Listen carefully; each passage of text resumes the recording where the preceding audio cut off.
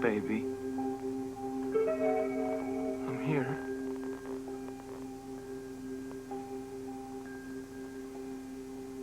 If you can't hear me, maybe you can feel me. I'm right here beside you,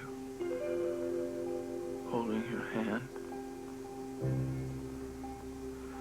I'm sending messages through our hands, from my heart to yours. I love you. You can pull through this. You can do it. You have to do it. Because I need you, Ruby. Oh, I need you. What is this stuff? Why didn't you tell me? What is this stuff about you didn't want to worry me? I had to smack you upside of your head for that. Don't you ever do that again, Ruby.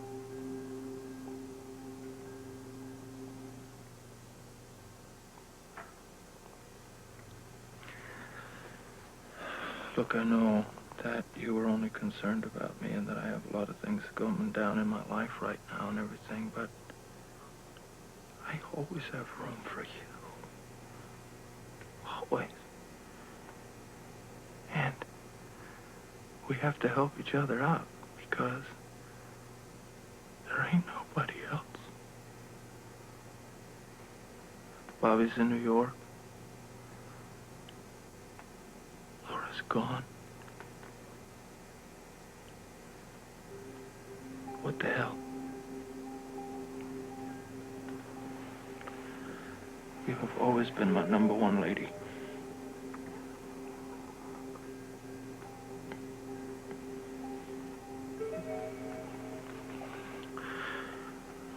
So you're gonna pull through this. And you're gonna be okay.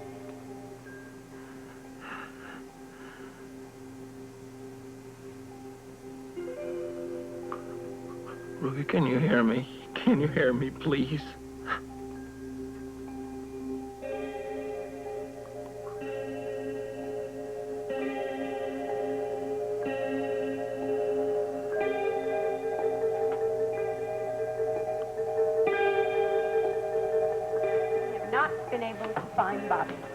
The only thing we are told is that she is somewhere in the state of Vermont skiing. Well, wouldn't you think that somebody at that hospital would know where she is? Not necessarily. Do you tell people around here where you go when you go on vacation? Well, no, I suppose I don't. And all she said to anybody was she wanted to get away for a little rest. The problem is she's been there such a short time, I don't think she's really gotten close to anybody, so nobody knows where she is. She hasn't been in New York all that long, so I guess it's not so surprising. Maybe I should check out a few of the ski resorts. Maybe that'll help. Might not be a bad idea. What do you think? The hospital's promised to give her the message as soon as she checks in tomorrow morning, but...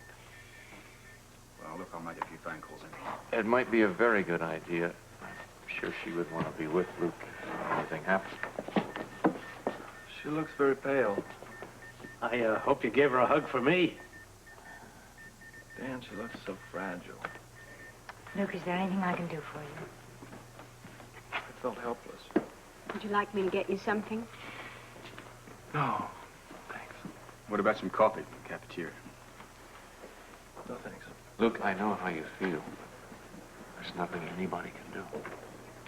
I can sit with her. She's being monitored every minute. I'll sit with her. Listen, Matt, give yourself a break. No, I'll stay here and sit with her. Okay. Luke. That's all right. I think he needs to be back. Yes. Yes. Hi, how is she? We'll know in the morning, I guess. Well, I heard there were complications. Yes, and we're not even positive about that. Hey, is there anything I can do? Nothing anybody can do, really, except wait. Rick, I hate to leave now, but Lee's been waiting for me. Of course, you go ahead. There'll be somebody awake in the morning. Actually, I hate to leave you. No, it's silly. You go. I'm just staying in case, Luke needs somebody to talk to or something. Promise me you will call me if there is anything I can do. Of course. Yes, and that goes for me, too. Of course I will. And I think what you can do, both of you, is say a prayer. I've been doing that all afternoon. funny, isn't it? What? I don't know, the four of us, here we are, all doctors, all trained and skilled to help and cure people. And I don't know, when it comes down to it, at a moment like this, all you can do is pray. That's where the ultimate power is, isn't it? Hey, my friend, come on. I'm going to buy you a cup of coffee before you go. All right, I'll take you up on that. Hey, say goodnight to Luke for me. I will. I know he appreciates you being here. Anybody want to join Dan? No, I'll feel better if I stay here. Okay. Well, night, everybody. Night. Good night, my friend. Listen, why don't we go down and get some coffee and bring it back up? Hey, that's a great idea. We'll bring back coffee for everybody. Well, I would just love some tea. You got it? Here, all right? Nothing for me, thanks. Okay, While you're down there, get something for yourself. Yeah. Might be a long night. Very long.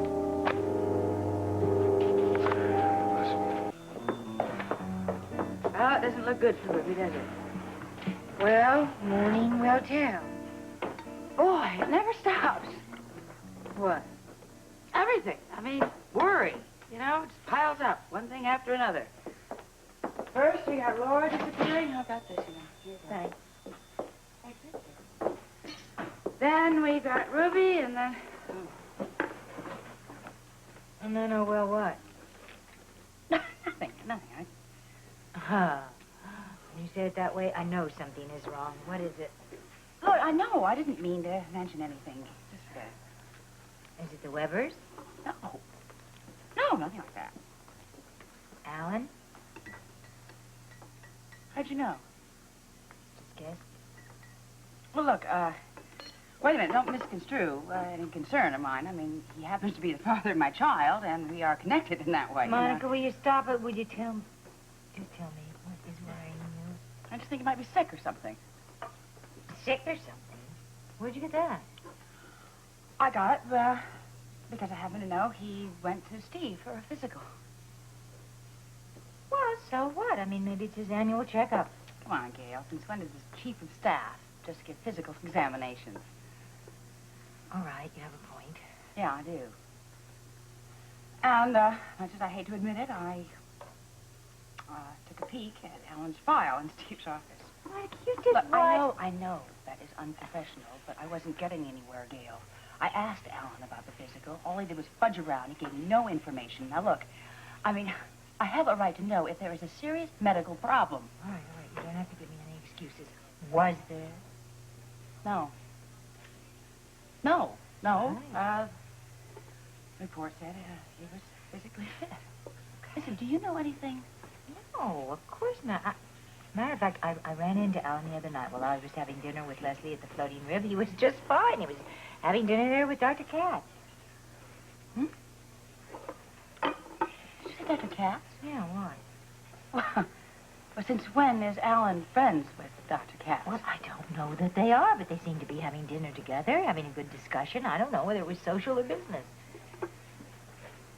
Very interesting.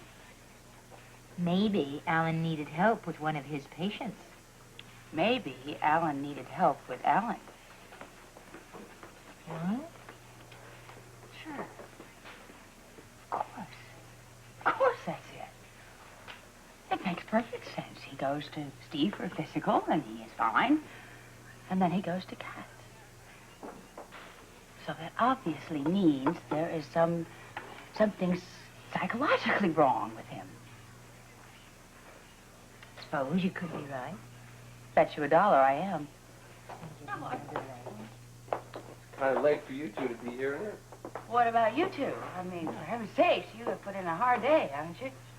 Yeah, we did. Yeah, we just needed some coffee, though. Well, I hope you two get some rest. Yeah, we're beat. I'm going to take Aunt home right now. It's just not going to be much fun walking in that house without Audrey. It's really strange, the Hardy house without her. Audrey, this is wonderful. I'm going to hate it when you leave. You're spoiling it. Oh, I've always loved after-dinner snacks. You know, I used to fix them a lot for Ann and Steve when they missed dinner. Yeah. I wonder who that could be. I'll get it. All right.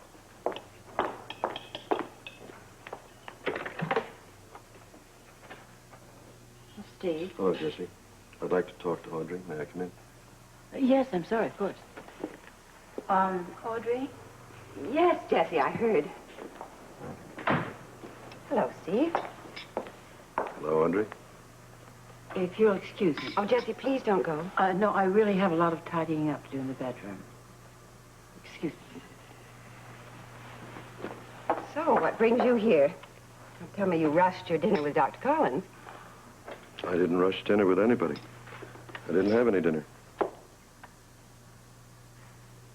Well, I called the university earlier, and they...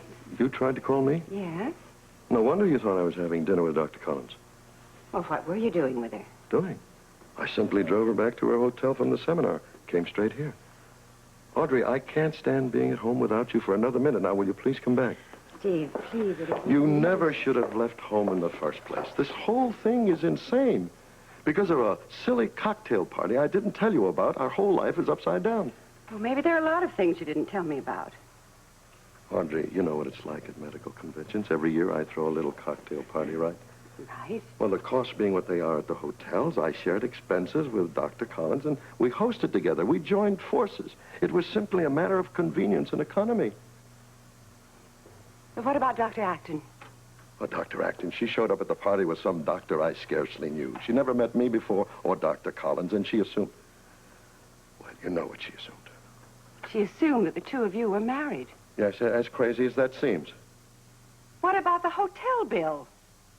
Audrey, I explained all that to you. Dr. Collins and I shared the expenses, and they put the expenses on the Dr. and Mrs. Hardy account. Here. Here's the corrected hotel bill. And a letter of apology from the hotel.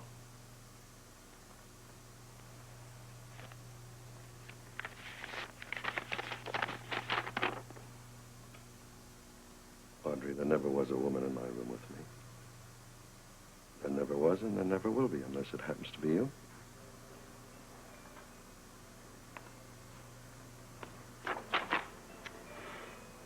Oh, Steve, I feel like such a fool. I've jumped all the wrong conclusions. I'm sorry. I should have told you what was going on. Then you wouldn't have to jump to any silly conclusions. I'm sorry, too. Will you forgive me? Only if you hurry up and come back home with me.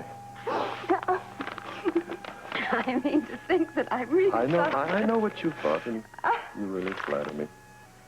But let me tell you something. So that we don't ever get our wires crossed again. There's only one woman in this world for me. And I happen to be married to her. I do love you. And I love you. And I will never, ever doubt you again.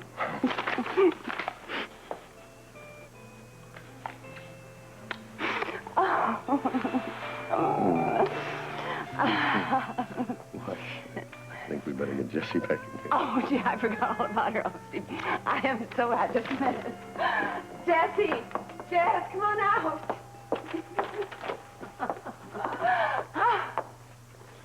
Well, you seem to have better communication. Oh, you're right. Our communications needed work. Yes, it's nice to see you smiling again. I'm happy to say that I am going home. I'm happy to say I couldn't be happy to see you go. Oh, really? Is it all right if I get my things later? Oh, yeah, make it later. I've got my wife now, and that's all that counts. well, I knew it was a matter of time. Oh, Jessie, thank you. Thank you for everything. You're an angel. Let me get the coat. All right.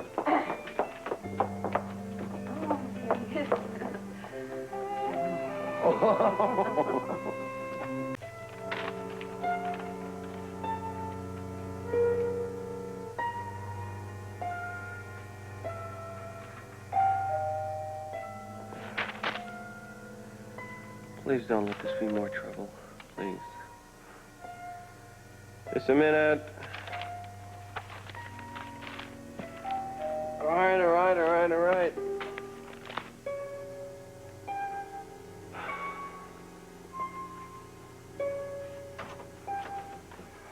Arthur. No.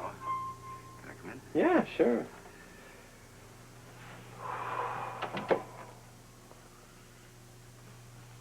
Oh, I thought you'd be home fast asleep in bed by now.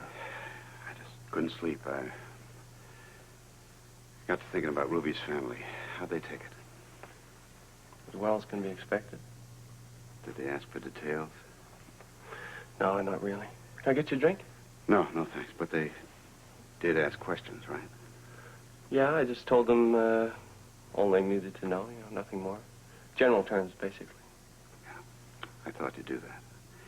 I'm just hoping that everyone understands. I mean, whatever happened in that operating room, it wasn't anybody's fault. I don't think anyone's blaming anybody. It was a critical moment. I was about to make that last incision.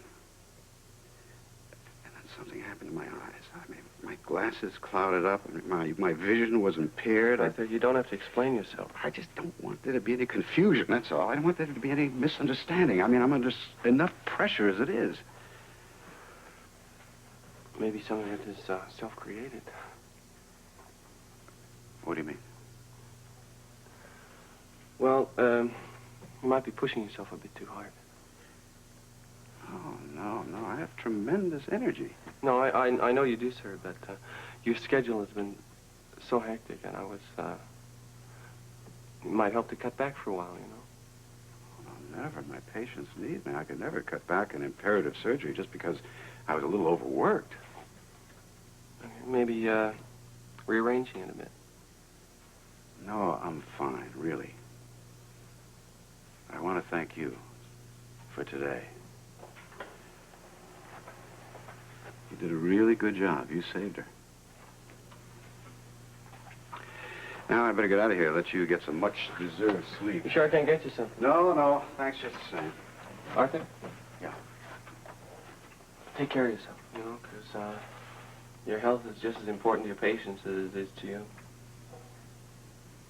Yeah.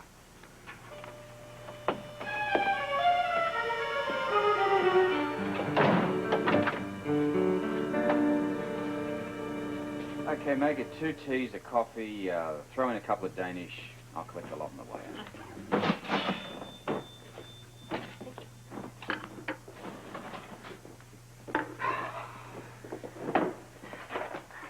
You and Luke are close, aren't you? Yeah, I reckon we're about as close as a couple of friends could be. It's nice to see friends like you two. Oh, I know we horse around a bit, but, well, this is serious. I know what he's going through. He helped me through a difficult time myself. Someone you loved?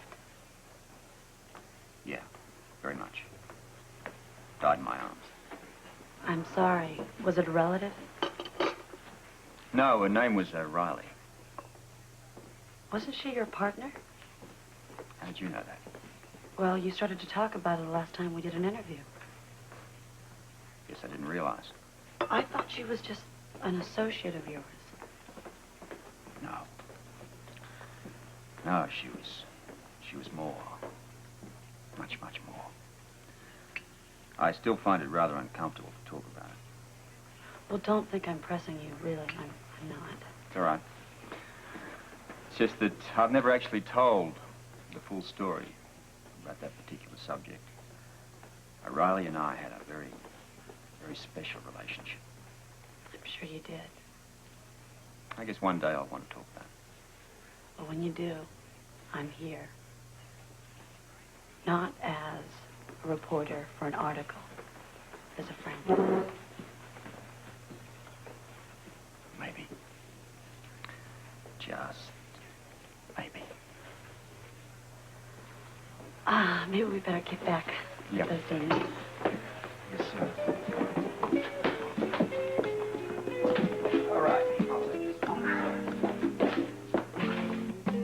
Leave her side. He just sits there, staring at her like a lost little boy. Is there any way of knowing when she'll come to? Dan, that could be a very long wait. Very long. I don't blame Luke. If he wasn't in there, I would be. Poor Dan, I know this is terribly hard for you. I'll have to admit. Ruby's very special to me. Ruby's become very special to a lot of us.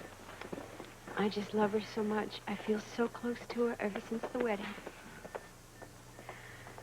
Oh, Laura, I wish you were here for Luke. We're here for him in Morris Place. But we can't do anything, and I worry about him. Rick?